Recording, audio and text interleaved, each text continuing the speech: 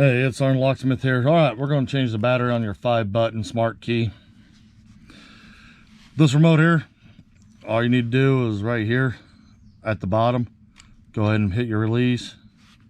The remote will come apart.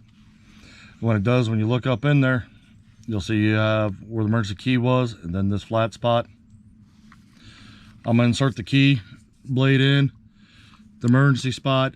I'm only going to go in about 1/8 of an inch.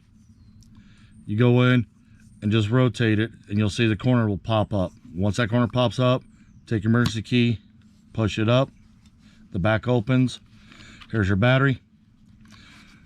It's 2450. We're going to reassemble it. Put the battery in, positive side up. And you notice it doesn't want to stay in there. You will move the battery and it will actually sit under a little lip right there. Your back part of your remote is actually what holds the battery in.